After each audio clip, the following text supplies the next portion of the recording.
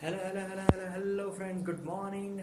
Welcome to my amazing सा प्यारा सा channel Physics Universe. I hope you are all fine at your home and we are enjoying these online lectures. Okay, so today our topic is transmission of pressure in liquids and it is in Pascal's law.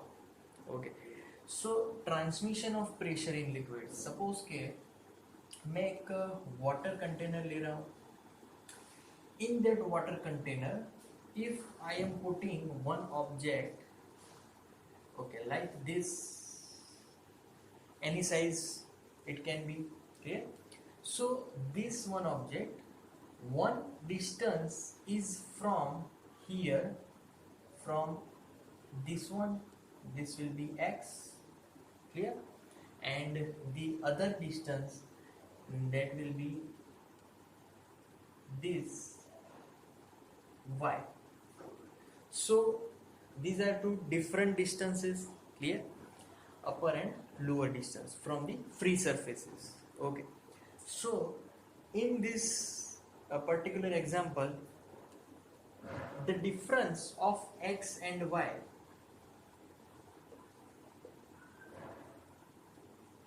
इन दोनों x और y का difference, that is the pressure, क्योंकि pressure difference उसी से decide होगा, clear. But the pressure is depend on these differences x and y, but if x and y both are increasing in same manner, दोनों एक ही तरीके से increase अगर हो रहे हैं, तो प्रेशर इज रिमेन सेम. जो पहले प्रेशर था वही प्रेशर रहने वाला है, क्योंकि दोनों एक ही साथ चेंज हो रहे हैं, क्लियर. तो दोनों अगर एक ही साथ चेंज होंगे तो भी प्रेशर वही रहेगा. दोनों को क्या करना पड़ेगा, डिफरेंट तरीके. अगर एक इंक्रीज हो रहा है तो प्रेशर चेंज हो सकता है, एक डिक्रीज हो रहा है तो प्रेशर चेंज हो सकता है, बट दोनों एक ही तरीके से इंक्रीज या डिक्रीज होंगे तो pressure will be the same. So pascal law को अगर हमें डिराइव करना हो तो pascal law states that the any object have same pressure in it.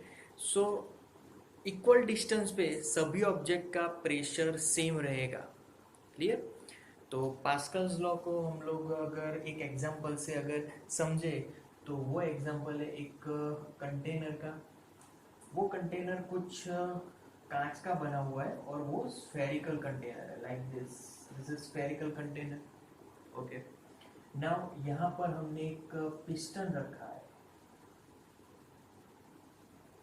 Like this. अब यहाँ पर सब कुछ लिक्विड है. ओके, अब क्या करना है कि ये जो भी ग्लास यहाँ पर स्फेरिकल ग्लास है उसमें एक छोटे से होल्स करके उसको एक पाइप से जॉइंट कर देना है ऊपर की डायरेक्शन में. यहाँ पर भी होल किया तो उसको भी ऊपर की डायरेक्शन में पाइप से जोड़ देना है. या सिमिलरली यहाँ पर अगर दिया तो यहाँ से भी उसको जोड़ देना है. सबकी लेंथ डिफरेंट है पाइप की, ये कुछ ज़्यादा है, ये कम, क्लियर.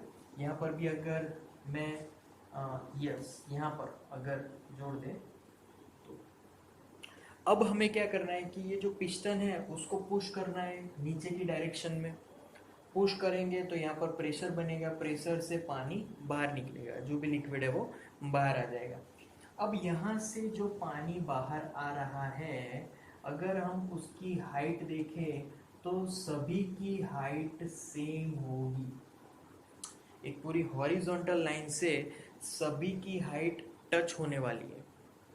मतलब कि जितना मैं प्रेशर ज़्यादा, जितना फोर्स ज़्यादा लगाऊंगा तो सभी की हाइट बढ़ेगी, और अगर मैं यहाँ पर प्रेशर कम कर दूंगा तो सभी की हाइट सेम हॉरिजॉन्टल लाइन से चेंज हो जाएगी. मतलब कि सबकी हाइट सेम हो जाएगी, फिर से कम हो जाएगी बट सबकी सेम रहेगी.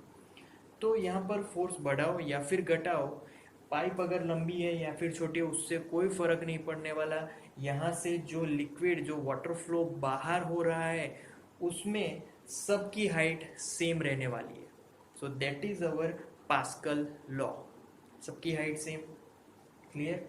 तो पास्कल लॉ ने यही बोला है कि एवरी अगर होल्स मैंने छोटे या फिर कम बनाए तो भी उससे कोई फर्क नहीं पड़ेगा। पास्कल लॉ स्टेट्स दैट कि सबका प्रेशर सेम रहेगा, क्योंकि ये जो वाटर सरफेस है वो सबका प्रेशर इक्वली डिवाइड करेगा। So liquid equally divides the pressure from all over the holes. So that's why we get same amount of water flow and we get same height of water flows. Clear? So that's the our topic, transmission of pressure in liquids, Pascal's law. Thank you guys. Thank you for listening my video lectures till the end. That means a lot to me. Thank you very much.